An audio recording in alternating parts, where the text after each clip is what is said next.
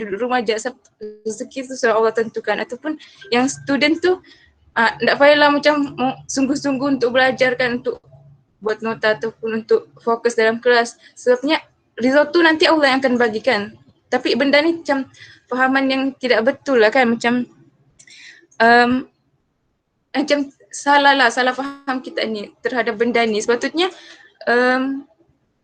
macam kita sebagai student belajar tu adalah satu tanggungjawab kita kan. Kalau orang yang kerja, pekerjaan tu adalah satu tanggungjawab dia. Mungkin kalau mak ayah dia mendidik anak tu adalah satu tanggungjawab dia. So everything yang kita diberi tanggungjawab dekat dunia ni, itu adalah satu amanah kan, yang kita kena buat betul-betul. Yang kita kena buat sungguh-sungguh lah. Tapi kita buat tu bukanlah disebabkan kita nakkan habuan dunia tu, kita nakkan hasil dekat dunia tu, tapi kita buat tu disebabkan ketakwaan kita kepada Allah tu semata-mata. So bila mana kita belajar ataupun kerja, kita bukanlah disebabkan kita ni macam mana, bila kita belajar ni disebabkan kita ni disebabkan takwa kita kepada Allah tu, sepanjang kita belajar tu kita akan buat benda yang benda yang baik-baik lah kan, benda yang Allah redha tu lah. So ini poin yang first lah, macam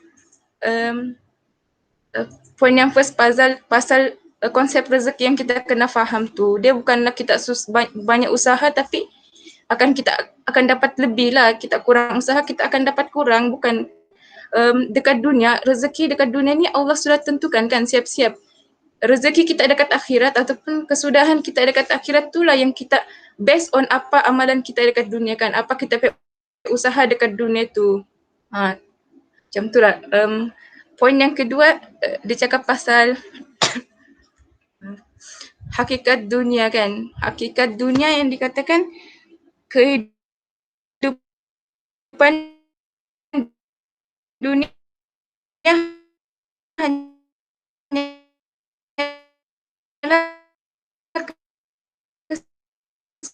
kesenangan yang sedih. Perumpamaan dunia tu dengan akhirat adalah kalian mencelupkan jari kalian ke laut kemudian diangkat. Lihatlah dunia hanya air yang ada di jari tersebut. So mungkin adik-adik try lah celupkan jari ke dalam air, lepas tu angkat tangan tu. So nampaklah air apa tu yang melekat sedikit-sedikit di jari tu. So Rasulullah cakap itulah dunia kan, yang sedikit dekat jari tu itulah dunia, yang selebihnya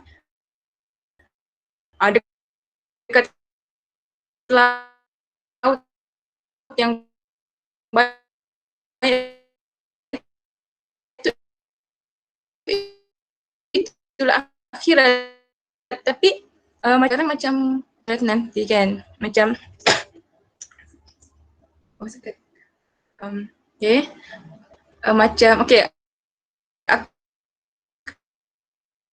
contoh lah kan, macam baru-baru ni kan, semua dekat sini pun student kan, semua pun dapat e-belia tu yang RM150 tu. Semua sudah claim kan, semua sudah dapatkan benda tu, duit tu. So dekat situ pun kita boleh nampak kan, kita tak buat apa-apa pun, tapi Allah bagi kita 150 tu. Tak dapat kan, bila kita dapat duit tu mesti kita akan rasa seronok kan. Macam tak adalah orang yang rasa sedih kan bila dapat duit RM150 tu. Dia semua akan rasa seronok dengan duit tu. Tapi tidak perasan tak macam berapa kali kita mungkin beli di Shopee ataupun tekan check out di Shopee, mungkin tak sampai sehari pun duit 150 tu akan habis. So macam itulah kan dengan dunia tu, kesenangan ataupun nikmat dunia tu kita akan rasa best dia sekejap saja. So kalau benda tu yang kita kejar kan, kalau dunia tu yang kita kejar, macam akhirat tu kita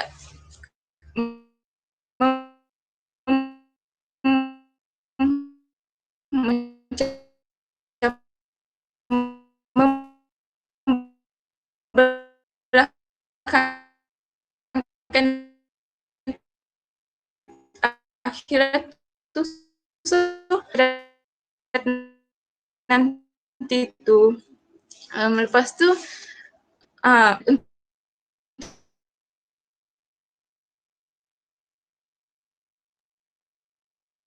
untuk beli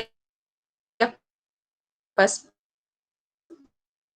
macam Contoh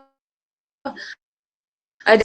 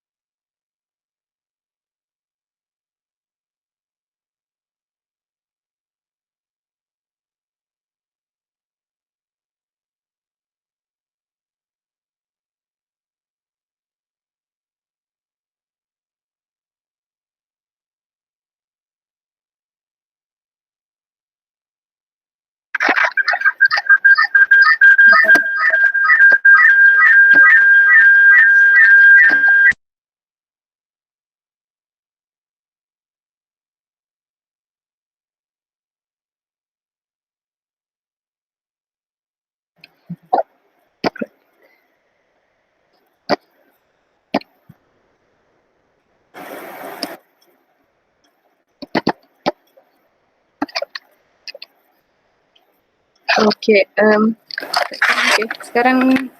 Sekarang sekat-sekat lagi kan? Tidak. Okay, macam yang part Iblia tu kan, macam Kak Muhammad tu macam analogi lah, macam 150 Allah bagi kita rezeki kan, 150 ringgit kan, tapi dapat duit tu pun kita rasa happy kan, rasa happy lah bila dapat duit tu. Terus berapa kali je kan kita macam beli check out dekat Shopee atau Lazada tu, duit tu akan habis kan, macam sekejap je, mungkin tak sampai 1 hari pun duit tu bertahan dalam kita punya akaun Shopee tu. Jadi cakapnya begitulah kan dunia tu, dia punya kesenangan dekat dunia tu sedikit kan dibandingkan dengan akhirat tu. Lepas tu mungkin kan ada orang yang akan gunakan duit tu untuk beli, contoh ada kawan akak dia beli macam speaker kan supaya dia boleh dengar majlis ilmu dengan dia punya family sekali. Lepas tu ada juga yang beli light stick K-pop tu, yang ada juga orang guna duit tu untuk beli benda-benda macam tu. So macakapnya rezeki yang Allah bagi dekat kita tu, kita kena guna untuk tujuan akhirat kita tu. So kan dia cakap sini kesenangan dunia tu sedikit, so buat apa kita spend duit kan untuk kejar dunia tu daripada akhirat kita tu. So macam tu lah apa yang akak terkesan lah pelajaran daripada ayat surah Ar-Ra'd ayat 26 ni. So insyaAllah akak simpulkanlah apa yang akak cakap dari awal kan, mungkin ada yang tidak jelas, macam cakapnya rezeki sama ada Allah bagi banyak ataupun tidak, itu adalah satu hak mutlak Allah tu. Itu adalah satu yang memang Allah punya kerja. Memang Allah yang bertanggungjawab untuk bagi kan. Kita ni kena usaha, bukanlah usaha untuk mendapatkan kesenangan-kesenangan di dunia tu, tapi kita kena usaha untuk mendapatkan balasan kebaikan kita dekat akhirat tu. So itu je lah dari akak. Akak serahkanlah kepada Kak Fina untuk sesi seterusnya.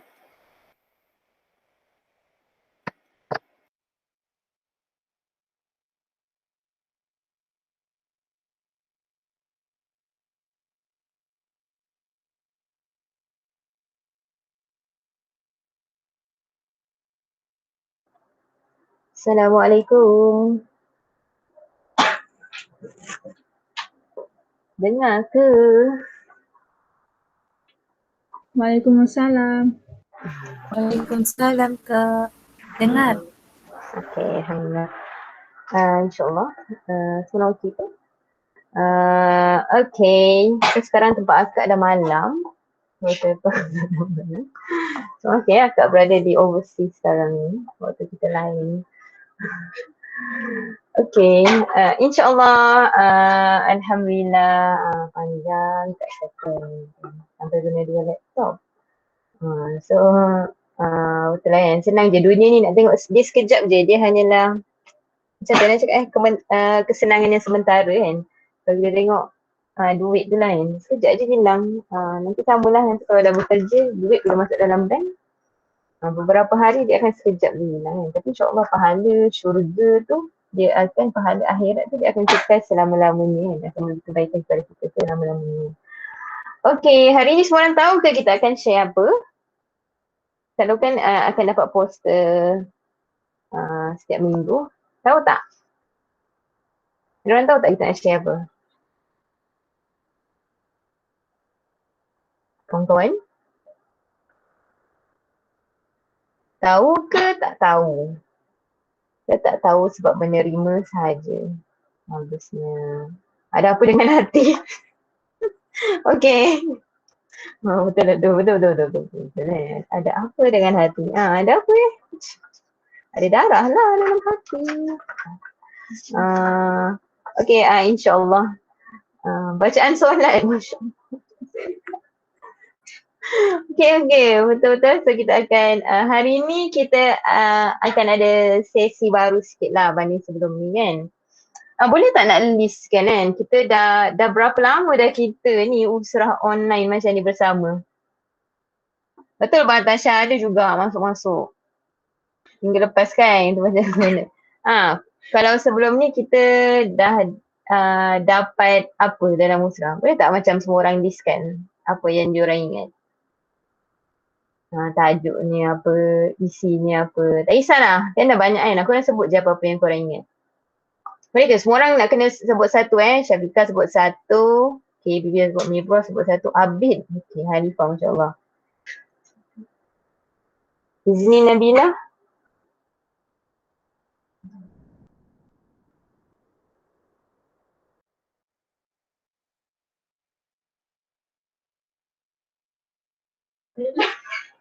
Terus. Semua orang boleh nikmat Allah. Lagi-lagi. Tajuk, bukanlah tajuk. Apa yang kita dah dapat lah sebelum ni. Apa yang kita dah discuss. Okay, Syafiqah sebut nikmat Allah lagi. Alin. Mibrah. Misdah.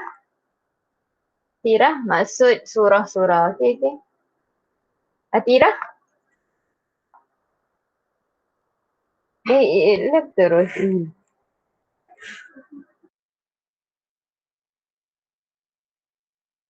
Memperkecilkan agama. Okay. Okay, so kesimpulannya, okay, ni jawab pasal surah Al-Ma'un dan solat dan anak yatim. Okay, so banyak lah kan kita dah dapat. Tapi kalau sebelum ni, kita go through surah-surah lah. Kita go through ayat Quran. So hari ni kita akan go through another part. Kepentingan dia sama penting dengan Al-Quran. Bukti perhambaan. Okay, jazakillah semua orang. So hari ni insyaAllah kita akan go through dia sama berat dan sama penting dengan Al-Quran. Apakah dia? Sebenarnya kan kita go through surah-surah kan, tafsir-tafsir. Hari ni kita akan go through solat, okay? Lagi orang lain? Apa benda yang lebih penting? Solat Masya Allah dia sangat akidah. Okay, baik. Ada bila hadis haji wada kan, haji yang terakhir Rasulullah buat hadis. Okay, jazakillah kan. Itulah cakap pasal hadis yang sebenarnya kan. Rasulullah memberi kita satu nasihat sebelum Rasulullah wafat lah kan. So satu kira nasihat terakhir beramai-ramai. Masa tu kumpul 124,000 orang kan. So di Arafah kan. So Rasulullah bagi tahu kan, aku akan meninggalkan kamu dua benda, iaitu Al-Quran dan hadis. Jika kamu berpegang maka kamu akan selamat. Itu sunnah ya, hadis sunnah kan. Okay, so ini nak cakap sebenarnya agama Islam ni rujukan utama kita memang ada dua, iaitu Al-Quran dan hadis. So dia tak akan sempurna, dia tak akan syumul kalau kita hanya tahu atau berpegang pada Al-Quran saja. Dia perlu, dia macam bila ada, dia macam dua benda yang sangat seiring. So Al-Quran adalah ayat-ayat daripada Allah kan. Tapi hadis ni, hadis apa? Rasanya semua orang pun tahu yang belajar dalam SPM. Okey, sebutkan apa yang korang faham tentang hadis ataupun sunnah. Apa maksud hadis? Sebab ni kita akan go through hadis kan? Semua orang faham tak? Hadis ni maksud apa? Secara general lah semua orang punya kefahaman. Apa lah maksud hadis? Boleh jawab. Kata-kata Rasulullah. Tanya soal. Betul dah tu Syafiqah? Perbuatan dan perkataan Rasulullah. Okey, betul? Okey, yes. So semua orang sebenarnya tahu dah. So hadis ni dia termasuk semua. Perkataan, perbuatan, gesture, ataupun macam bukan gesture nampak perbuatan lah. Tak sebenarnya Rasulullah cakap, tapi apa Rasulullah buat, sahabat nampak, isteri Rasulullah nampak, dia akan bukukan dan itu jadi hadis. Dan even sebenarnya dia luas lagi. Hadis ni sampai dikatakan even kalau perkataan dari sahabat pun tu dikira hadis. Tapi tu kita akan go to further lah. So ulum hadis ataupun ilmu-ilmu hadis ni dia sangat luas. Okay. So sebab tu lah dia cakap dia adalah dua rujukan utama. Sebab Al-Quran bila bagi tahu tentang ayat Al-Quran, penerangan contoh solat kan, semua orang suka kan cakap solat kan. Okay, solat ni dia ada dalil kan. Okay, so ada beberapa dalil dalam Al-Quran hendaklah kamu solat kan. Tapi mana ada tak tulis dalam Al-Quran tentang rukun-rukun solat? Ataupun yang korang dah go through lepas kan dengan kakak masing-masing kan. Macam mana niat solat? Macam mana cara solat? Ada tak dalam Al-Quran? Kita pasal solat kan? Ada tak? Solat kita tahu kan, kalau dalam surah Baqarah pun awal-awal dah cakap kan, orang-orang beriman tu adalah mereka yang mengerjakan solat dan menunaikan zakat. Kita akan asyik nampak, asyik dengar banyak je Al-Quran kan. Solat dan zakat. Orang Islam tu adalah orang yang solat dan zakat. So ada tak rukun-rukun solat? Ada tak dalam ayat Al-Quran dibagi tahu apa macam mana niat solat, macam mana rukun solat? Ada tak? Ada tak kawan-kawan? Tak cakap kan? Tiada, semua dari perbuatan Rasulullah, Masya Allah. Yes, so semua dari perbuatan dan percakapan Rasulullah dan itu semua dari hadis. So kita punya kefahaman Islam dia tak akan sempurna sahaja dengan Al-Quran. Sebab itulah golongan anti hadis ni, aku tak nak sebut nama kan, dia golongan yang famous kat Malaysia. Golongan anti hadis ni, macam ni, kita bukan nak cakap dia sesat, tapi kira tak cukup kesyumulan dia tentang kefahaman Islam. Maka kefahaman dia akan lain sikit. So salah lah kalau golongan anti hadis ni kan. So even syahadah kita pun dah sebut kan, asyhadu an la ilaha illallah wa asyhadu anna Muhammadar Rasulullah. Bila kita sebut wa asyhadu anna Muhammadar Rasulullah, maka kita ni beriman dan mengikut segala perbuatan Rasulullah, which dari hadis Al-Quran, daripada hadis kan, iaitu perbuatan dan perkataan Rasulullah. Okay, so itulah, so nak cakapnya itulah pentingnya kefahaman hadis. So hadis ni wajib yang kita tahu. So janganlah, so kita kena tengok lah, kita kena kenal ni benda yang berlaku dekat Malaysia kan. Ada golongan-golongan anti hadis ni lah, rasa kalau agak sebut nama semua orang kenal kan, tapi tak nak biar korang kenal sendiri kan. Mereka ni kita akan pelik, kenapa dia faham macam ni yang bila kita cek rupanya ayah dia adalah anti hadis. Okay, so hadis kan, macam mana nak explain lah hadis ni, panjang sikit kan. So hari ni kita akan go through hadis daripada Imam Nawawi, hadis 40. Korang pernah dengar tak hadis 40 Imam Nawawi? Hadis Arba'in Imam Nawawi. Saya pernah dengar. Rasa geng-geng pendarasan dengar aku kan. Hadis Arba'in Imam Nawawi. Tak pernah tak? Okey, tak apa. Orang lain pernah dengar tak? Syafiqah tak pernah dengar. Kita siapa pendarasan lah sini? Miriana kan? Miriana mesti pernah dengar kot ada tak ni Miriana? Siapa lagi pendarasan? Ini je. Ada lagi? Tak ada. Okay, tak apa, tak pernah dengar kan. So hari ni kita akan explain lah. So hadis ni pun nak cakap banyak sangat jenis. Selalu kita dengar apa? Hadis sahih, hadis apa lagi? Palsu itu kot biasa dengar kan. Tak apa. Hadis Bukhari, Masya Allah. Okay. So hadis ni dia banyak jenis. Kalau nak explain kat sini tidaklah kalau nak belajar pasal ulum hadis pun dia ambil masa beberapa tahun. So kita tak go through sini lah. Tapi just nak cakap hadis banyak jenis. Contoh hadis yang paling tinggi adalah hadis tahap mutawatir. Nak cerita mutawatir pun akan ambil masa. Barulah hadis sahih, lepas tu hasan kan. Lepas tu hadis yang bawah-bawah lah. Tu jenis-jenis daripada kekuatan hadis. Tapi jenis-jenis hadis daripada siapa kan, dia punya sanad tu pun banyak. Mauquf, mauduk, lagi apa. Banyak lah. So itu kita nak cerita lah. Tapi kita nak cerita hari ni tentang hadis 40 ni. So daripada banyak-banyak hadis kan, sebenarnya ilmu hadis kira macam banyak lah sangat sebab dia adalah kehidupan Rasulullah. So ramai sangat sahabat riwayat ni, riwayat tu, lepas tu riwayat kan. So kerja imam hadis ni dia adalah mengumpul hadis yang paling sahih. Sebab tu kita tahu yang tu Vivi dah sebut dah. Hadis Bukhari yang paling sahih, yang paling kita boleh ambil adalah memang kita panggil mutafakun alaih. Mutafakun alaih tu adalah Bukhari dan Muslim both. So itu yang paling kuat lah.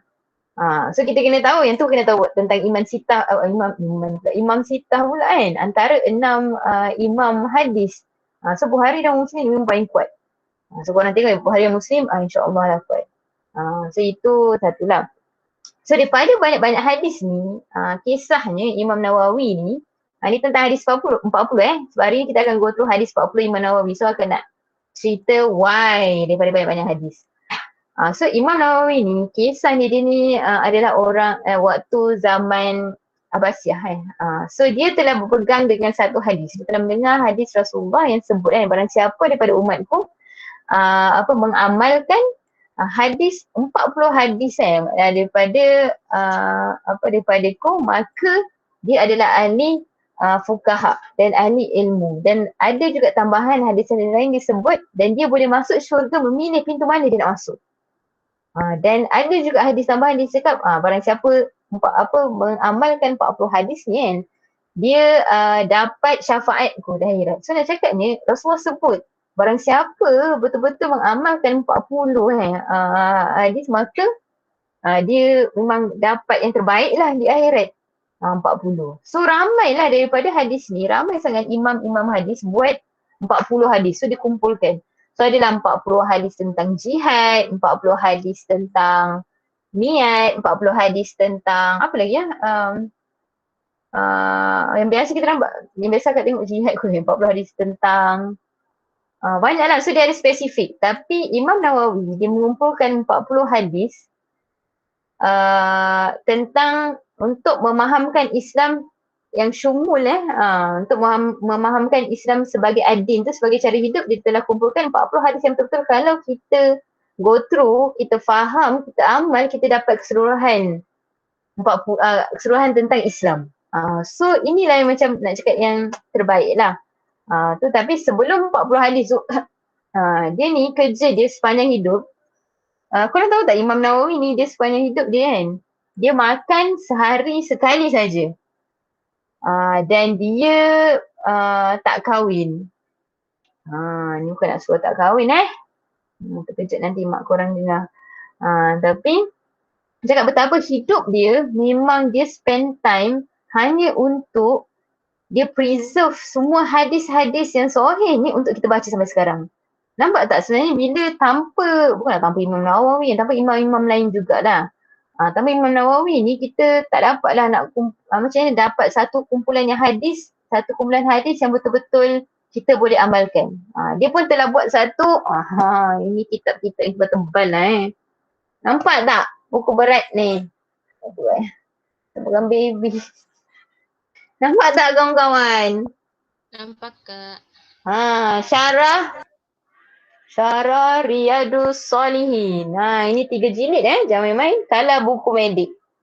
So dia 3 jilid yang berat. Cuba Miriana nampak walaupun sekat-sekat. So dia telah mengumpul hadis-hadis yang ni semua mutafakun alaih. Mutafakun taklah dicampur je semua hadis kan, tapi semua hadis yang sahih di dalam ni. So best lah sebenarnya, ramai je imam-imam dikumpul. Kalau kita boleh baca buku Imam Bukhari, Imam Muslim, muatok sama yang zaman-zaman dulu sama zaman-zaman sekarang.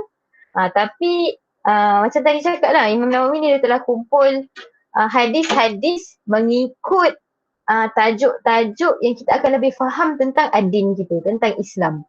Itulah Imam Nawawi. So dia extract daripada buku tebal tadi menjadi buku hadis 40 ni lah. So insyaAllah inilah yang kita akan go through kan. Semoga kita dapatlah memahami 40 hadis ni.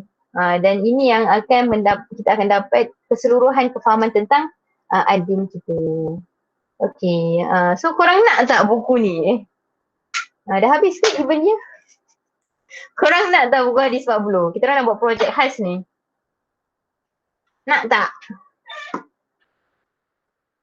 Sebut nak ni macam yang siapa 10 terawal sebut ni. Okay nak. Okay, so insyaAllah kita akan kita tak adalah akan bawa buku ni, tapi kita akan mungkin editkan korang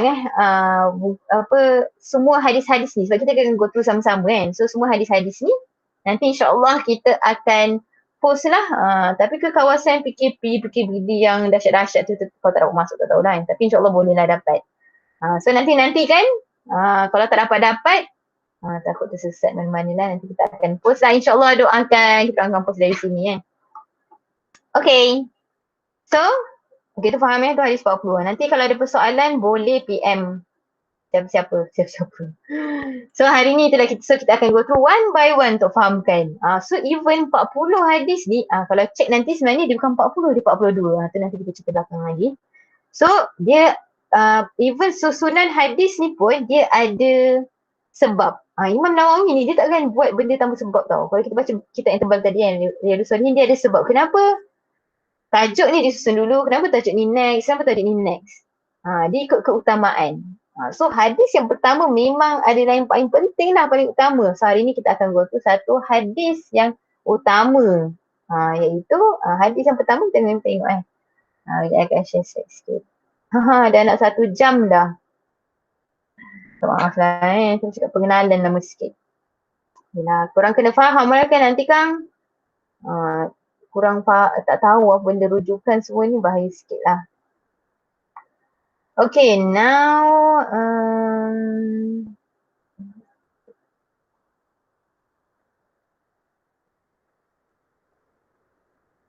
okay, insyaAllah.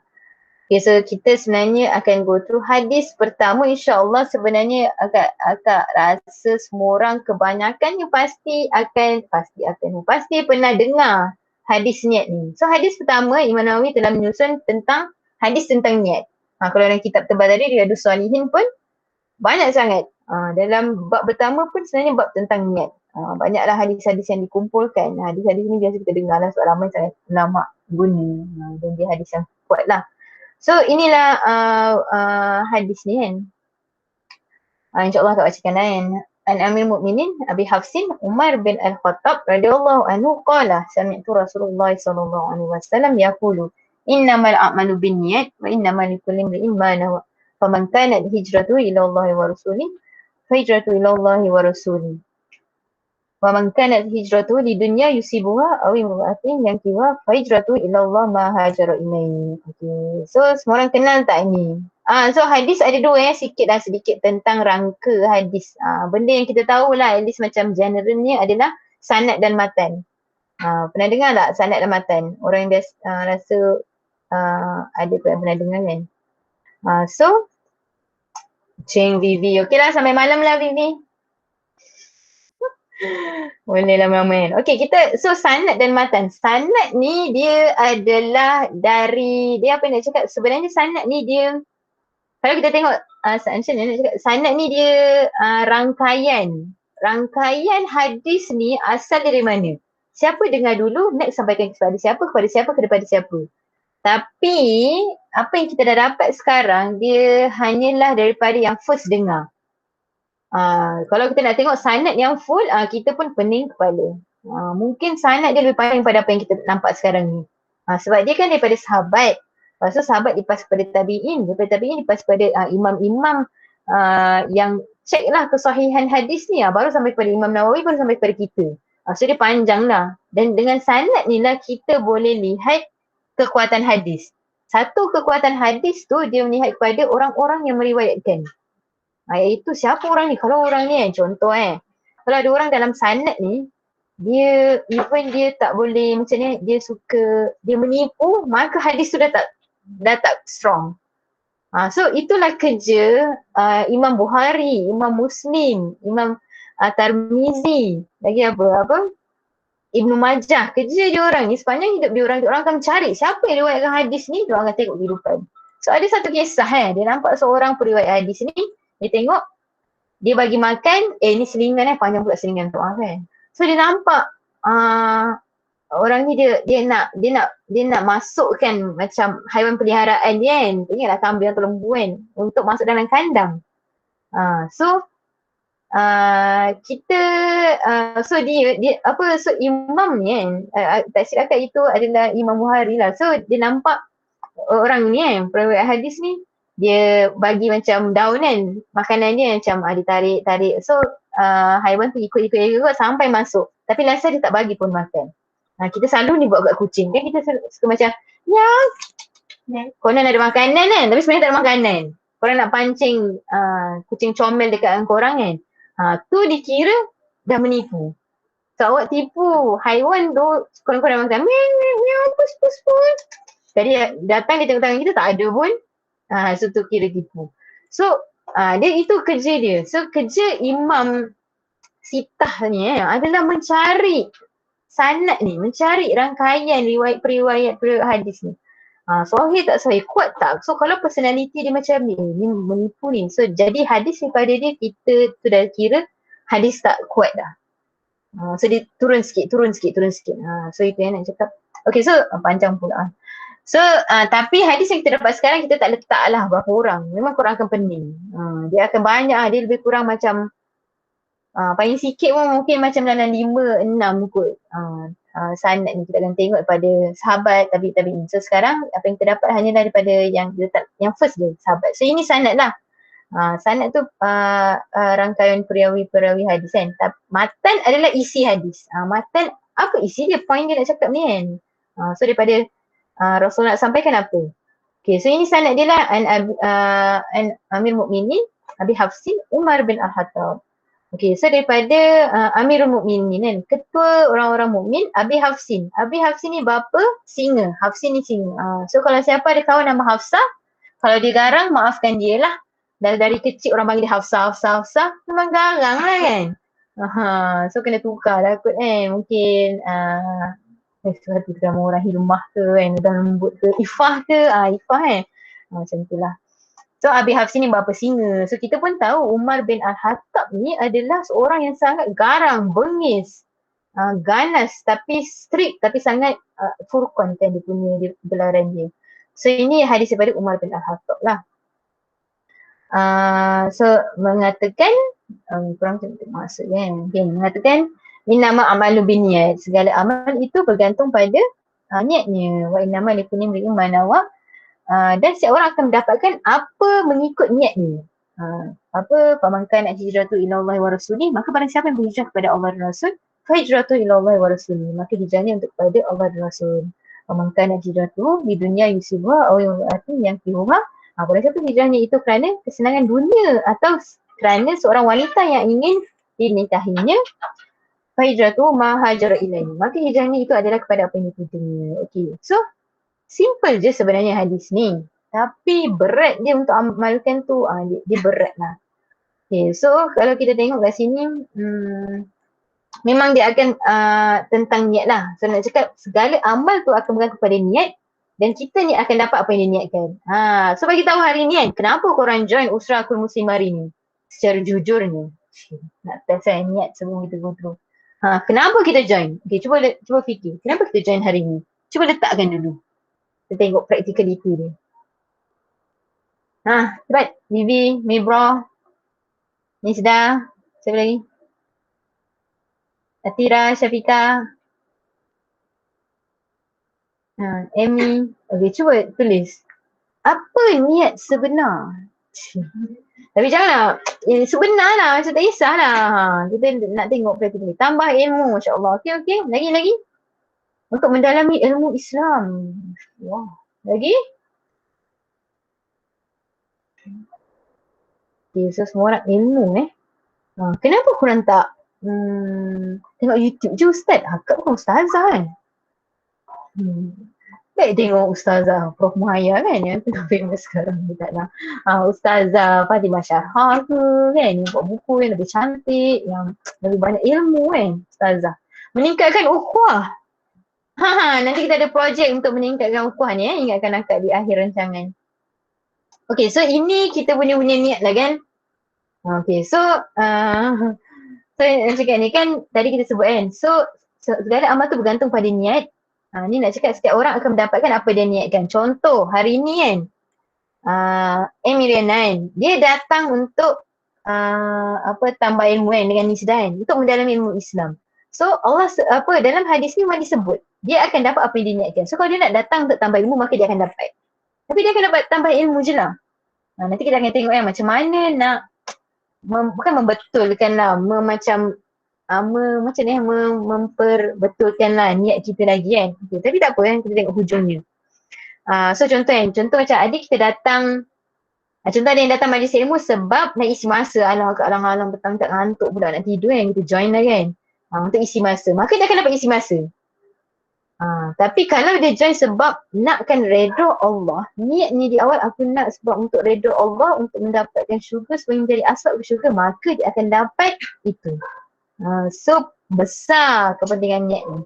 So kalau niat kita hanya itu, maka Allah akan bagi itu. Tapi kalau niat kita luas, tinggi, jauh, maka Allah akan bagi itu. Okay. So kita akan go through asbabul wurud dia. Kalau Al-Quran asbabun nuzul tapi kalau hadis, sebab hadis tu waktu hadis tu, kenapa hadis-hadis tu dikeluarkan waktu tu, dia ada sebab dia. Dia ada sebab-sebab tertentu. Tapi bukan semua hadis ada lah, kebanyakannya ada. So asbabul wurudnya adalah kisah Muhajir Ummu Qais. Sebut Ummu Qais ke Ummi Qais rasa salah pula. Ummi Qais Cik kan? Okay, so ni adalah kisah masa perhijrahan Rasulullah. Masa perhijrahan Rasulullah dan sahabat-sahabat dari Mekah ke Madinah. Okay, beritahu kan, besar tak pengorbanan hijrah Rasulullah dan sahabat-sahabat pada zaman Mekah tu, daripada dia transformation ni daripada Mekah ke Madinah. Okay, besar tak ataupun susah tak hijrah ni? Susah. Susah kan? Okay, so waktu hijrah ni kan, besar. Betul. Soalan akak besar tadi, besar dan susah. Okay. Okay, lagi lain. Okay, so kita tengok waktu hijrah ni susah nak cakapnya. Rasulullah diperintahkan arahan daripada Allah untuk tinggalkan Mekah bersama sahabat-sahabat kerana Islam untuk pergi Madinah. Kita tinggalkan, maksudnya tinggalkan tempat tinggal, tinggalkan kampung, tinggalkan kebiasaan kita, dan kita tak hijrah guna apa-apa. Maksudnya kita tak adalah macam kalau nak pindah, okay, kita akan call lori, bawa rumah kita, bawa sofa, bawa katil, bawa komputer, bawa duit kan. Tapi ni, diorang tak bawa tu semua. Maksudnya berhijrah selai sepinggang. Tak ada sepinggan pun tak ada. Kita lagi sepinggang. Tak adalah, maksudnya tak ada apa-apa dia bawa. So bayangkan tinggalkan apa-apa, pergi selai sepinggang ke Madinah. Okay. So besar lah. So antara sahabat ni, dia ada dia punya couple dia, baru couple, orang zaman sekarang couple lah kan. Maksudnya dia ada wanita yang dia nak nikahi. Wanita cakap kalau dia nak bernikah dengan wanita kan, dengan perempuan kan, seorang perempuan Madinah. So dia cakap, okay, kalau kamu nak kahwin dengan dia, maka hijrah dulu. Maka datanglah sini hijrah dulu. Sahabat ni maka hijrah dia adalah sebab ini. Sebab perempuan yang ingin dinikahi ni, tadi kita dah tengok kan. So hadis ni kan, sebab wanita yang ingin dikahwini. So inilah nama perempuan tu, Ummu ke Umi? Umi, okay salah. Orang typo tu Ummi Qais So nama perempuan tu Ummi Qais. Dan sahabat yang hijrah tu memang tak disebutkan lah. So kita sebut Muhajir Ummi Qais. Maka penghijrah orang yang berhijrah kerana Ummi Qais lah, dia hijrah kerana wanita. Maka dia akan dapat lah. Okay, so dia hijrah kerana Ummi Qais, maka dia dapat lah, dia dapat nikah. Tapi pahala besar, sebab besar hijrah tu dia tak dapat. Allah alam lah, tapi kalau ikut hadis ni Rasulullah sebut memang tak dapat. So sayanglah sebenarnya sebab hijrah ni sangat besar. Maksudnya besar pengorbanan, pahalanya sangat berat, kesusahan Maksudnya sahabat berkorban jiwa dan raga, tahan lapar, tahan penat, kepanasan, terik matahari buat demi lillahi ta'ala, buat sebab Allah suruh. Pahala dia sangat luas dalam Al-Quran memang sebut barang siapa berhijrah kerana Allah dan Rasulnya, maka memang Allah akan bagi balasan yang hebat. Tapi sayanglah bila mana dia menukar hijrah dia kerana perempuan. So dia tak besar lah. So tu yang tadi akak tanya Kita ada orang datang sebab nak ukhuwah. Dapatlah ukhuwah. Hai Mibro, hai Nisda, hai Miriana, kita kenal lah kita akan dapat ukhuwah, dapat. Allah bagi. Tapi secara besar dia tak dapat lah macam pahala besar. Nanti kita akan tengok lagi pahala besar ni Itu tentang asbabul wurud lah. Okay, so kita tengok Okay, nampak tak gambar ni? Okay, ini gambar apa? Apa yang korang nampak? Berikan pandangan pertama bila nampak gambar ni. Sedang belajar. Okay, wanita sedang belajar. Orang belajar. Okay, semua nampak orang. Alhamdulillah. Okay, gambar kedua ready? Gambar kedua? Perempuan sedang belajar. Perempuan sedang belajar. Sama je kan? Sama je. So perempuan sedang belajar lagi. Belajar exam. Tak medik nampak exam je belajar. Okay, so apa beza gambar pertama dengan gambar kedua? So persamaannya semua orang sebut dah. Perempuan tengah belajar, sedang belajar dengan exam. Pakai hijab, okay? Hijab. Ni macam yang kalau dalam dulu majalah-majalah cari perbezaan dua gambar berikut.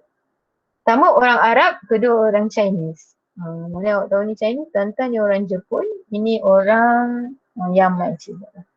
Okay, so itu beza dia So Mimran nampak So Islam non-Muslim. Okay, ada yang cakap Islam non-Muslim, hijab tak hijab, Arab dengan Chinese.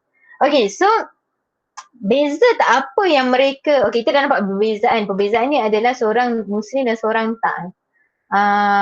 Tapi apa yang diorang buat sama ke tidak? Apa yang diorang tengah buat? Sama kan? Okay. So semua orang nampak sama. Okay, dari sudut kita secara nampaknya, zahirnya kita nampak sama. Semua dua-dua tengah pegang pen atau pensel menulis dan tengah belajar lah of course tapi dua-dua amal yang nampak sama ni dia akan berbeza hanya dengan niat. So contoh kalau orang Chinese okay, kita tengok yang gambar kedua ni. Orang Chinese kita agak-agak lah, bukan nak judge dia kan, tapi agak-agak lah. Selalu orang Cina ni akak spesifik tak Cina sebab kita kebanyakan ni kalau kawan non-Muslim Cina lah kot, tak pandai nak cari kawan dusun ke apa, tak pandai lah. Okay, so kalau orang Chinese ni dia study sebab apa? Kalau siapa ada kawan Chinese, dia study sebab apa? Korang pernah tanya tak? Nak kaya, betul? Lagi? Dia best tau selimbangan dia orang ni. Kita kata sebenarnya dia orang nak apa?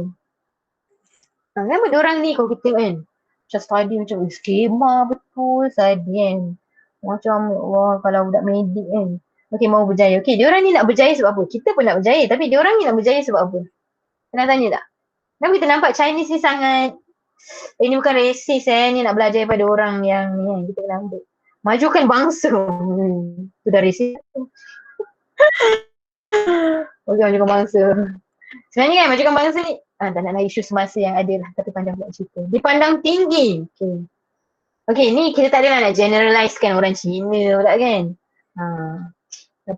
Tapi ini apa yang akhirnya medik kan, ramailah Chinese So kebanyakan mereka ni, diorang ni memang aim diorang adalah apa tu sebut bahasa Cina tu?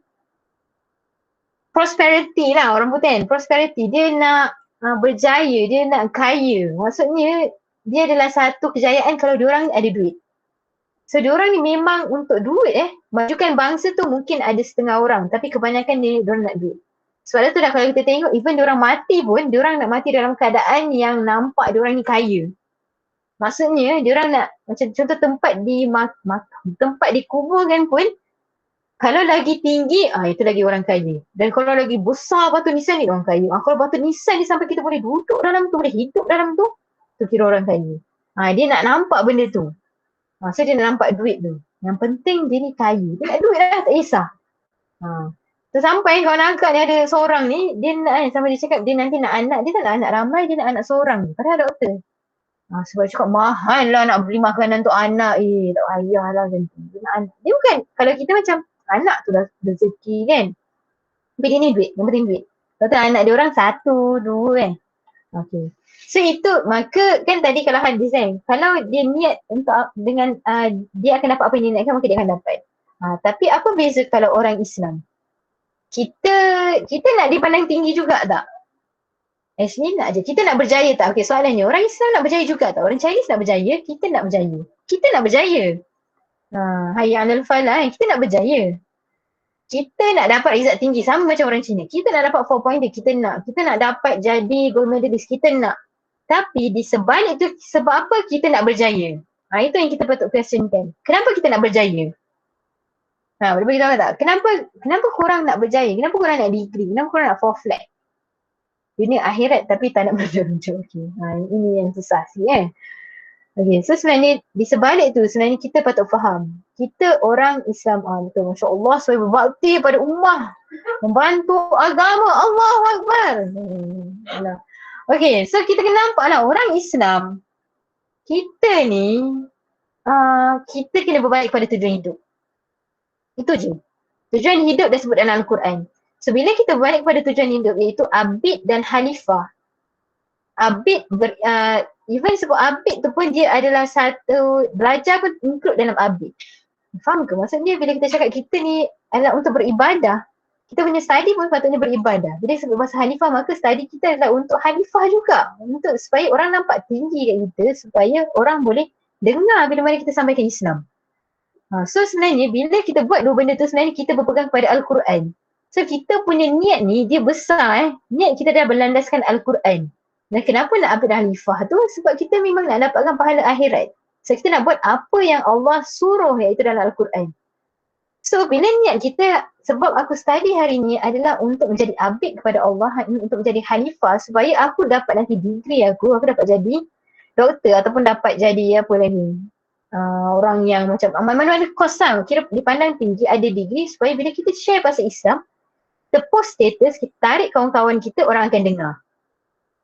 So bila kita jelas benda tu, maka itulah pahala yang kita dapat bila kita study. Beza tak dengan orang Cina tadi? Beza tak dengan kawan kita, Tan Chon Siang tadi? Beza tak? Nampak tak perbezaan? Kawan-kawan, nampak tak? Ni yang membantu agama tadi ni. So dia besar sebab tu lah niat korang ni kena berbeza. Kalau tak, korang study, duduk sebelah-sebelah dengan orang Cina Kita duduk sebelah orang Cina, sama je niat dia. Kalau kita, sama je balasan dia ataupun apa yang kita dapat. Kalau kita tak betulkan niat kita, maka niat ni besar lah. Untuk korang ni lah, bertahun-tahun 4 belajar, medik 5 tahun belajar. Maka 5 tahun belajar ni dia akan jadi macam orang Cina je lah kalau kita nak hanya degree gitu. Tapi kalau kita betulkan niat, maka dia akan jadi besar sebab kita nak pahala akhirat, kita nak redha Allah, kita nak buat tujuan hidup kita, kita nak amalkan Al-Quran tu, maka dia akan berbeza. So itulah kepentingan niat.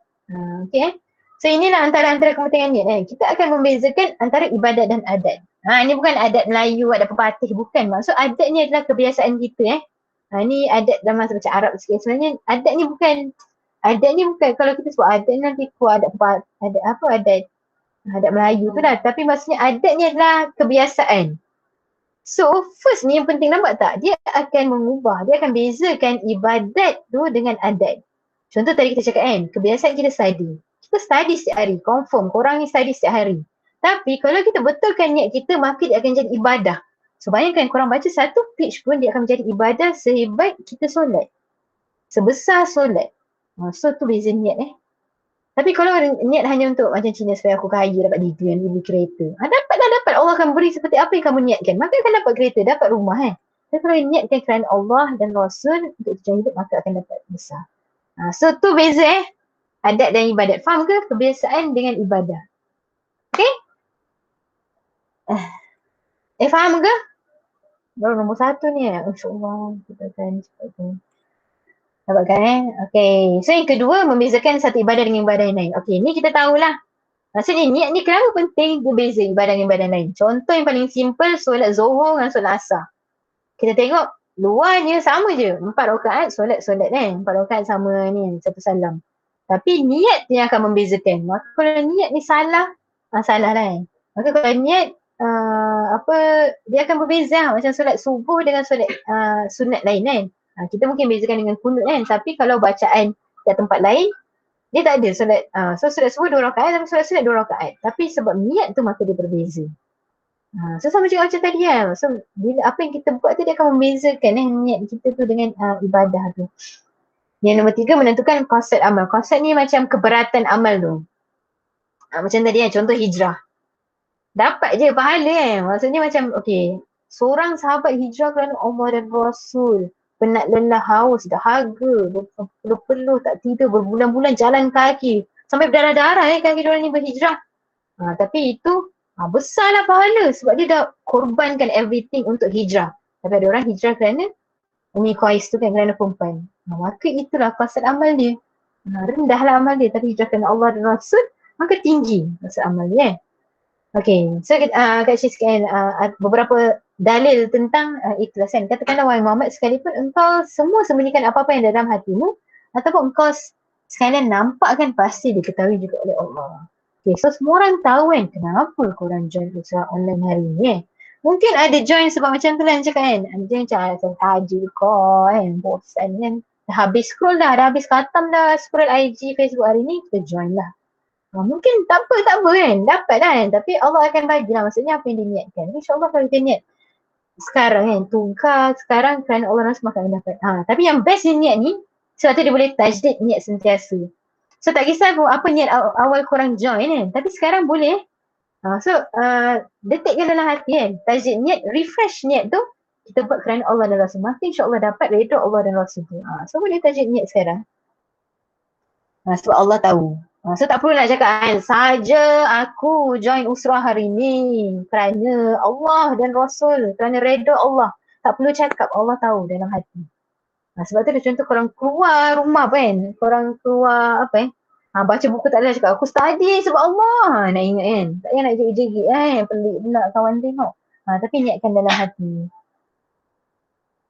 Ini hadis lain yang berkaitan ni dalam Riyadhus Shalihin dari Abu Hurairah, iaitu Abdul Rahman bin Syah radhiyallahu anhu, katanya Rasulullah SAW bersabda, sungguh Allah Ta'ala itu tak melihat kepada tubuh-tubuhmu, tak pula kepada bentuk rupamu, tapi dia melihat kepada hati-hatimu sekalian. Bukan berhati-hati di jalan raya, hati kita.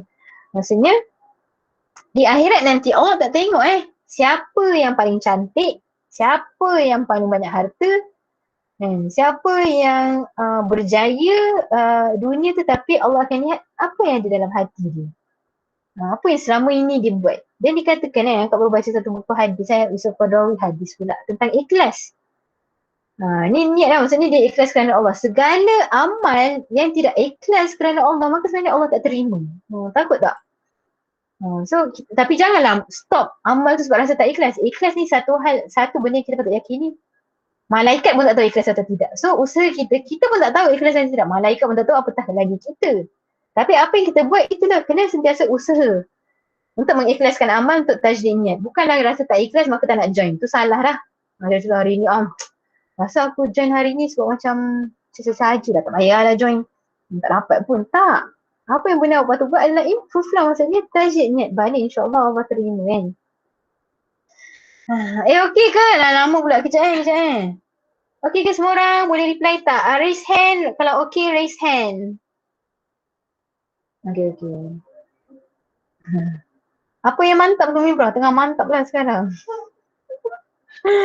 Okey. Jazakallah yang raise hand. Okey, bagus. So nak cakap ni itulah, perkara mubah bertukar menjadi pahala. Okey, mubah. Mubah ni apa? Perkara-perkara harus. Okey, apa perkara harus dalam hidup kita? Okey, mandi ni dikira apa? Tak naklah tidur dulu. Okey, tidur ni apa ya dikira perbuatan tidur ni dikira perbuatan apa? Harus. Okey, tadi ni Vivi jawab untuk mandi tu Okay, perkara-perkara mubah ni dia perkara yang harus lah. Dia bukan perkara wajib contoh ni okey tidur Okey tidur. Tidur ni kira perkara macam bukan. Macam dia perkara yang dia macam adat, dia perkara yang perlu so perkara yang biasa yang perlu. Dia bukanlah macam ibadah yang wajib. Okey, so tidur. Okey, kita tidur setiap malam semua orang tidur. Dia yang tak tidur tu lain macam dia jumpa doktor insomnia ke apa. Okey, so kalau yang tidur ni kan so ini benda yang biasa kita buat. Tu nak cakap adat tu. Biasa kita buat setiap malam kita buat. Tapi bayangkan kalau tidur ni kan kita tak buat apa-apa kan. Tapi percaya tak? Tidur ni kita boleh dapat pahala seberat benda wajib juga. Maksudnya ibadah wajib juga. So macam ni kita nak dapat tidur ni dapat pahala yang besar. Korang tidur ni tak pernah dapat pahala padahal tengah berehat tengah tidur. Percaya kalau tidur kerana Allah. Okey, sebab itulah hidup kita ni semua perkara-perkara mubah ni, perkara harus ni dia akan jadi ibadah kalau kita niatkan kerana Allah. Tapi jangan pula macam contoh okey, contoh tidur ni setelah seharian kita, tapi make sure dia macam maksudnya seharian kita tu memang betul-betul kita buat perkara yang Allah suka, mengikut syariat. So bila seharian kita dah penat lelah beribadah, study kerana Allah, maka bila kita tidur tu kita doa kerana Allah, betul-betul doa ya Allah aku tidur ni ampunkanlah dosa-dosaku kan, baca 3 kul, baca ayat kursi, lepas tu kita tidur. Betul-betul kita tidur ya Allah semoga tidur ni memberi kelihatan kepadaku, semoga esok aku bangun dengan ada tenaga lagi untuk melakukan tujuan hidupmu. Maka kalau kita jelaskan ibadah ni, betul-betul kita tidur niatkan kerana Allah, maka tidur awak tu kan, dia akan jadi sepanjang berapa jam awak tidur tu dia akan dapat pahala. So besar lah tu nak cakap, niat ni dia mengubah perkara-perkara yang harus ni menjadi akan dapat pahala dia bukan baca doa tidur je, maksudnya macam niatkan tu memang betul-betul sebab aku nak bangun nanti. Contoh kalau orang yang qiyam semoga aku bangun itu dapat tenaga untuk qiyam, untuk dapat tenaga untuk lebih menjadi abid esok tapi jangan pula lepas tidur kalau bangun subuh gajah itu berdoa lah kepada Allah semoga Allah menerima kan. Jangan kan, maksudnya macam seharian kita tu make sure kita dah menjadi abid yang baik lah. Okay, sama jugalah tak gambar toilet yang cantik lah, tak boleh nak pula orang tengah berak ke apa kan. Tapi okay, sama juga kalau pergi toilet ni kita setiap hari, confirm kita akan pergi setiap hari tak ada lah kalau tu orang sakit je lah tak pergi setiap hari. Sama juga bila mana kita pergi toilet, dia akan jadi mendapat pahala kalau betul-betul kita niat kerana Allah. Maksudnya apa? Ya Allah semoga kalau aku pergi kan, aku membersihkan diri, aku mengeluarkan benda-benda yang tidak bermanfaat untuk diriku, semoga aku lebih sihat untuk menjadi abid dan khalifah kepadamu. Dia jelas, maksudnya benda ni tak adalah tak adalah sebelum pergi toilet tu masuk macam ya Allah aku nak berak ni, semoga aku sihat lah nanti. Tak adalah jerit, tapi niat dalam tu memang masuk toilet tu memang supaya kita ni lebih sihat lepas tu untuk menjadi abid. So itulah, dan kita ada juga doa masuk toilet kan. Dan Allahumma inni a'udzubika minal khubuthi wal khaba'is kan, untuk membersihkan daripada hadas. Tapi yang ini kita cakap maksudnya niat put everything memang kerana Allah. Sama juga makan. Ni makan of course kita makan sentiasa kan makan. Bukan yang 3 kali sehari yang lebih aku kan. Minum air lah. So semua benda ni kalau kita niat kerana Allah maka akan dapat pahala. So best maksudnya betul-betul niat. Tapi betul-betul dengan buat niat ni tak jadilah kalau tak ada amal ni. Niat dan amal lah. Niat dan tunjukkan kita ni abid dan khalifah yang baik. Okay, so next. So niat ni kenapa penting sangat? Niat ni dia memang nak mengajar kita erti ikhlas. So nak cakap ni tanggungjawab kita ni yang utama je ibadah dan khalifah kan. Tak situ kan. Maksudnya memang itulah yang kita patut buat tujuan hidup kita. Dan kita patut sedar benda yang kita buat ni tak ada habuan. Maksudnya contoh korang join hari ni korang niat ikhlas betul-betul kerana Allah korang join. Apa benda yang korang dapat secara duniawi ni? Beritahu aku, ada tak macam siapa-siapa join ni dia lebih dapat duit? Ada tak orang bagi duit ataupun hadiah daripada sharing ni? Mungkinlah kita orang bagi macam tadi kan, bagi hadiah. Tapi ada tak macam Dengan korang join, korang lebih kaya, atau dengan korang join, korang lebih macam lebih cantik ke kan? Lebih dapat keuntungan dunia, ada tak? Macam contoh, tak ada pun kan? Contoh macam baca Quran. Ada tak macam kita baca Quran, cing, turun RM100. Dia tak akan dapat habuan dunia. Maksudnya bila kita beribadah dan buat tujuan hidup kita tu, dia Allah niat ni dia, maksudnya dia nak macam bagi tahu yang ikhlaskan kerana Allah. Maka kita sedar yang sebenarnya habuan dia, balasan dia semua di akhirat nanti. Tapi ikhlaskan di sini. Maksudnya bila ikhlas kita tak mengharap balasan. Maksudnya aku nak berubah. Lepas dapat usrah ni aku nak berubah. Tapi dia tak akan dapat habuan. Bila kita berubah, mungkinlah kita akan lebih dapat ujian.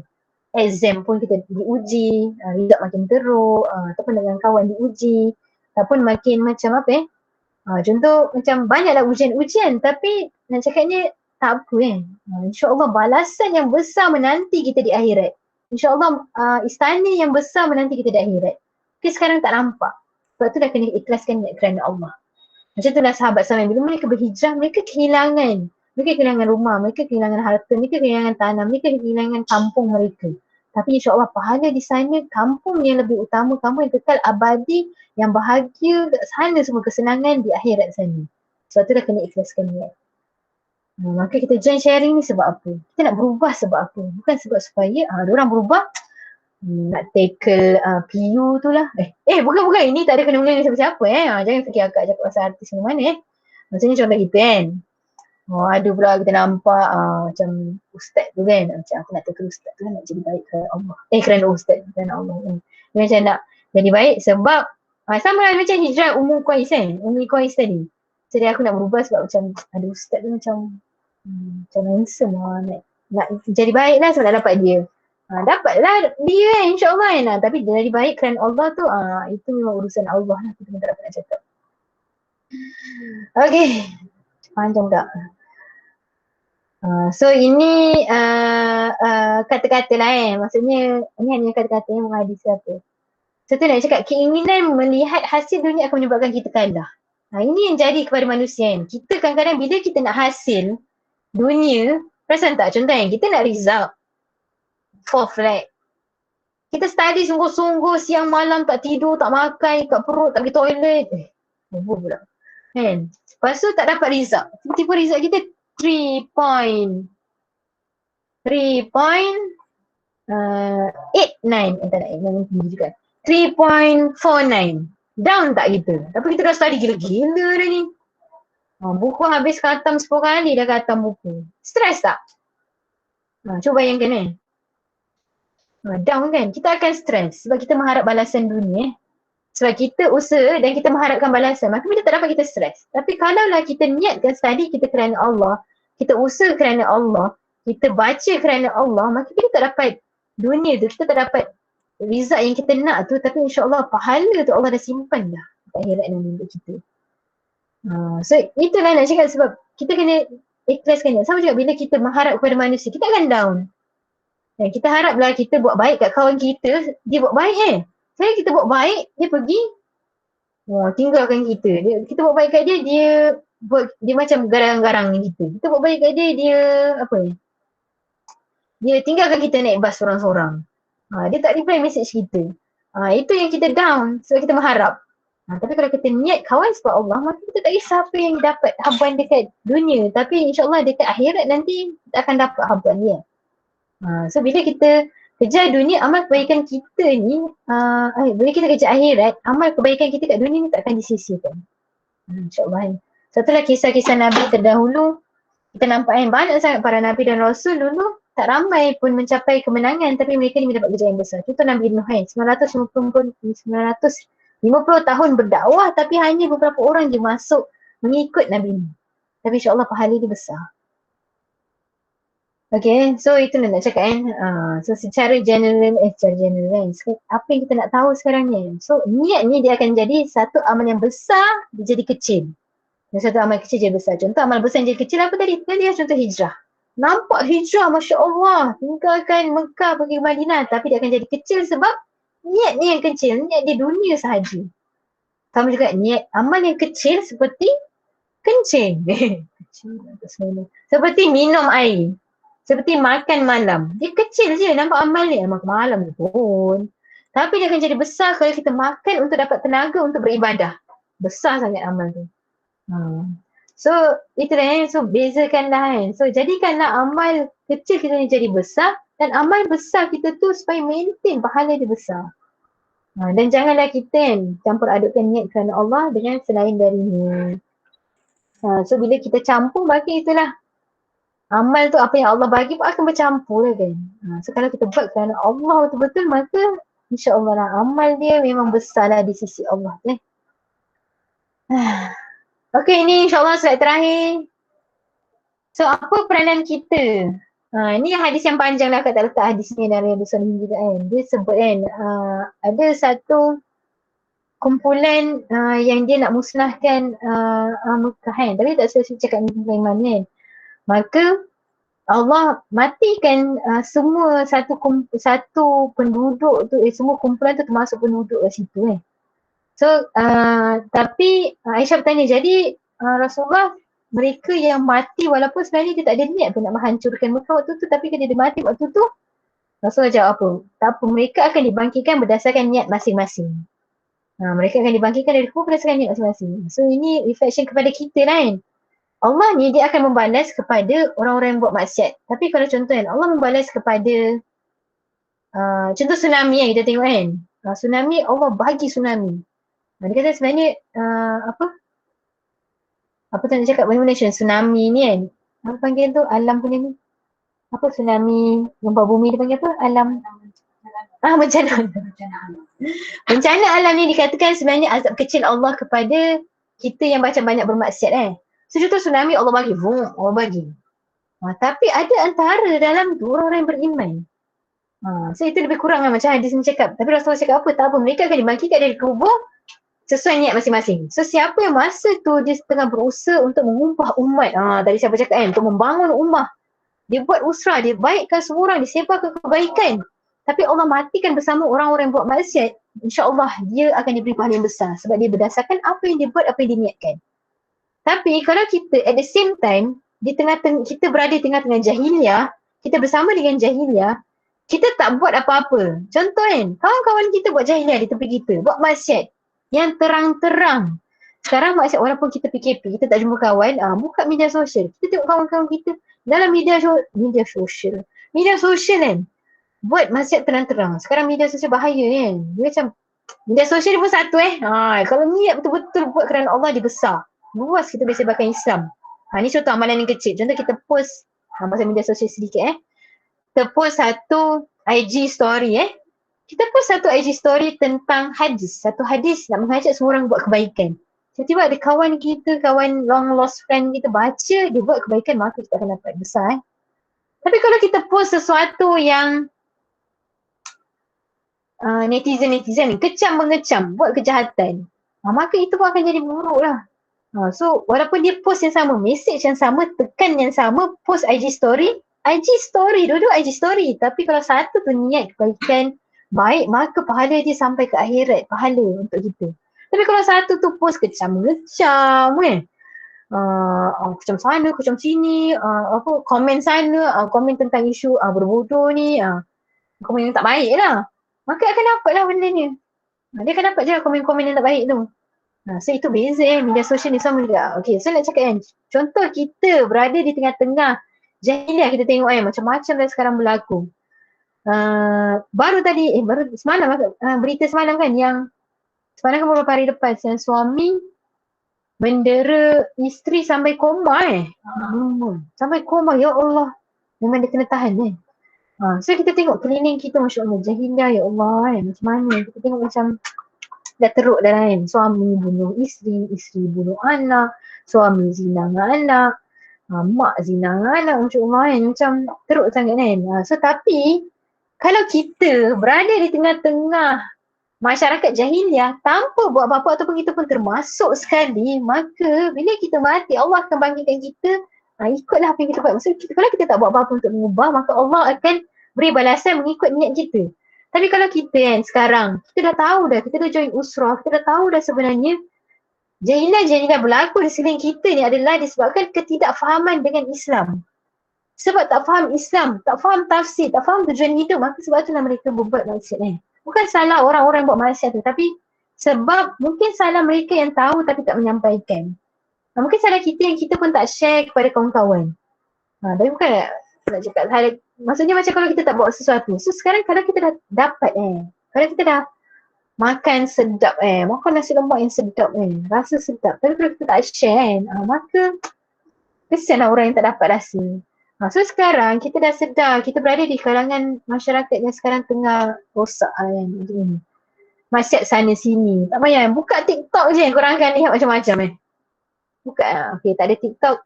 Bukan nak suruh install lah sekarang. Tapi maksudnya macam scroll apa-apa je, kita akan nampak maksiat sana sini. Tapi apa peranan kita? Apa yang kita buat? Adakah kita hanya tengok, kita lihat dan menyokong, ada like, tak pun kita mungkin orang yang share, tapi itulah nak cakap peranan kita tu. So kalau kita jelas sekarang ni, kita tahu tujuan hidup kita halifah kita tahu kita patut share kefahaman Islam, at least kita share satu hadis kebaikan kita share satu ayat Rasulullah pun sebut maka sampaikanlah daripada hanya walaupun satu ayat maka insyaAllah kita akan dapat. So nanti kita akan, kalau kita mati tiba-tiba Allah tarik nyawa kita, kita dihidupkan balik berdasarkan niat kita. So niat kita memang kita tengah ubah masyarakat, kita tengah try nak sampaikan kebaikan ataupun try dengan adik-beradik kita, try dengan kawan-kawan kita share benda yang kita dah dapat update dalam nifah ke, kita share pasal solat ke kita share pasal niat ke, insyaAllah kamu semua kita semua akan dibangkitkan dengan niat kita masing-masing. So itulah so buatlah sesuatu ubah diri kita dan ubahlah sekeliling bermula dengan diri kita lah. So insyaAllah besarlah hadis niat ni, walaupun dia hadis yang mungkin quite pendek, tapi untuk mengamalkan tu dia kita kena selalu lah, maksudnya tajdid niat ni selalu so selalu kena ingat kita kena diingatkan tajdid niat selalu insyaAllah aku rasa tu je sampai sekarang sampai hari ni so insyaAllah selamat beramal lah so macam mana nak tajdid niat ni, memang kita perlukan orang sekeliling yang mengingatkan. So untuk itu dan untuk berukhuwah Kak nak cadangkan lah, nak mengajak lah sebenarnya untuk kita semua untuk kita sentiasa diingatkan untuk kita semua ni Bibi, Miriana, Atira untuk kita ada satu grup lah supaya kita dalam tu kita mengingatkan sama sendiri. Peringatan ni perlu zikri ni perlu supaya kita pun ingat, supaya kita pun biasa tajdid niat selalu kadang kita dah study dah lawa sikit, kita tengok grup ada orang ingatkan, Masya Allah kita boleh kembali so okey tak kalau kita buat satu grup antara kita semua ni dalam ni, ada yang tak kenal lagi sama sendiri, mungkin dah satu kos kita akan kenal mungkin Bibi kenal dengan Mibro Mariana kenal lah dengan siapa Mariana dengan Sakinah kenal lah Atira mungkin tak kenal, Syafika tak kenal, Anin tak kenal. So nak tak kita buat satu grup yang supaya kita sentiasa ingatkanlah sama kita dan supaya kita berukhuwah macam tadi saya cakap Emiliana InsyaAllah. Okay, nak buat cakap. Okay, so selamat beramal dengan hadis niat. Satu video lah. Satu video lah, kita tengok satu video InsyaAllah nanti kakak akan buat satu grup WhatsApp lah Okay, mari kita tengok video dulu.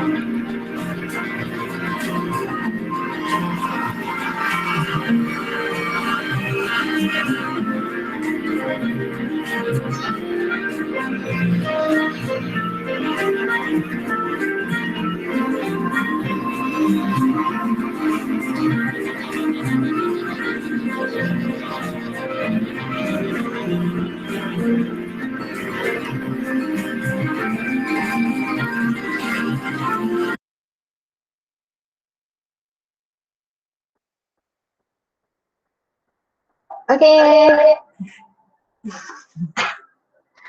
Okay, boleh share tak? Siapa yang, bolehlah beberapa kata-kata ke apa yang korang dapat daripada video tu. Video Thailand kalau nak tengok video best-best banyak apa, banyak pengajaran video Thailand seronok. Apa yang korang dapat daripada video tu? Mungkin sikit-sikit ke apa kan, tapi dapat tak? Apa benda yang korang dapat lah? Ni Miriana tengah nangis. Kenapa? Happiness, okay.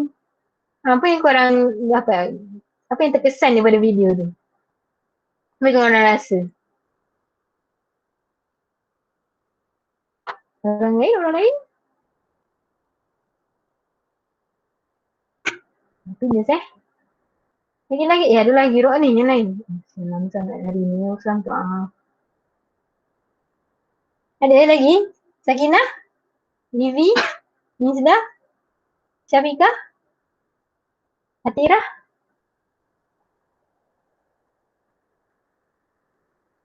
Kebahagiaan. Terharu. Okey Syafiqah, kenapa terharu?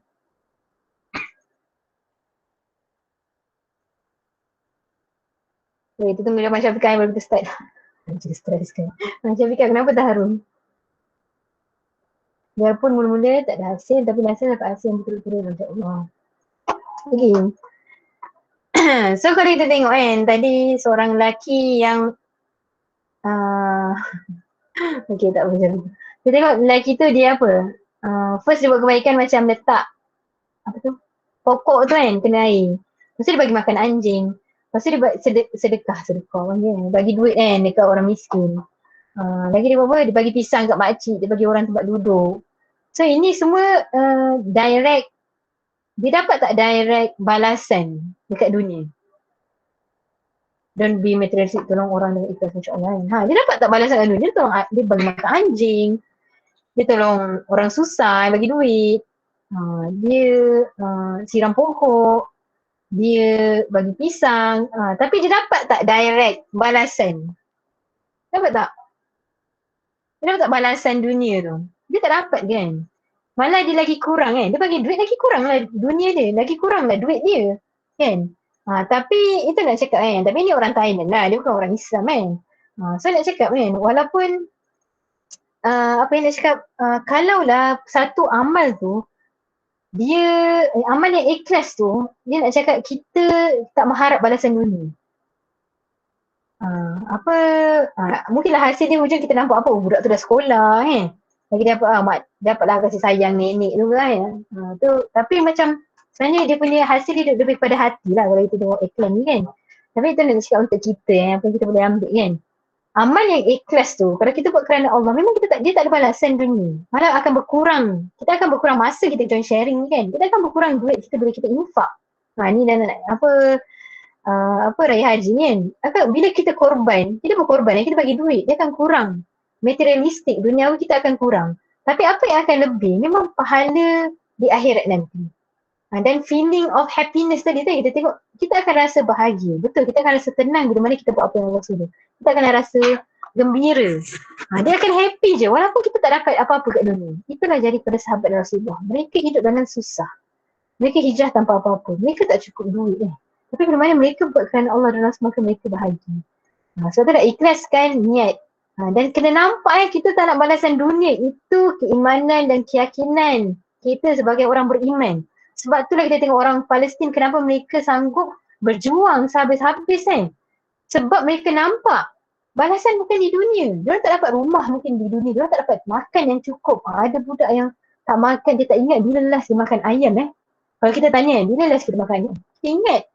Mungkin semalam mungkin 2 hari lepas. Mungkin minggu lepas, tak apa minggu lepas Ni ada budak tu dia tak ingat bila last dia makan ayam.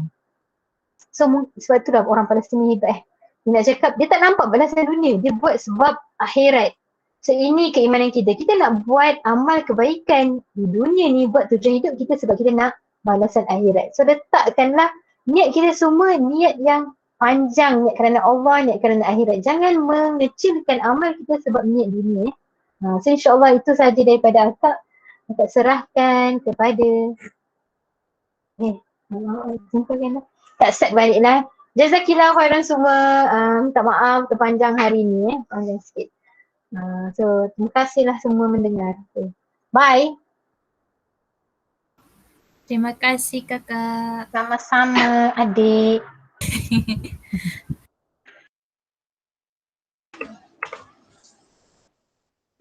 Okay.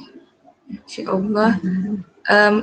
Kak simpulkanlah untuk hari ni kan, macam niat suatu benda yang penting lah kan untuk kita, sebab kan kita mau buat tujuan hidup kita ni as abid dan khalifah tu. So niat lillahi ta'ala tu lah yang akan menentukan kan setiap masa kita ni kita berbuat sebab Allah, kita buat tujuan hidup kita ataupun tidak kan. Macam hadis tu pun takutlah kita dibangkitkan nanti berdasarkan niat kita masing-masing.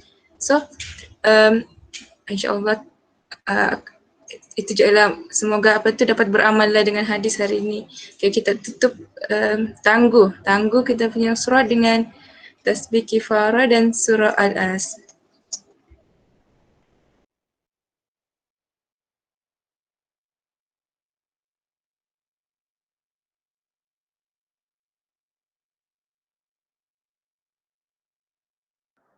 Bye semua.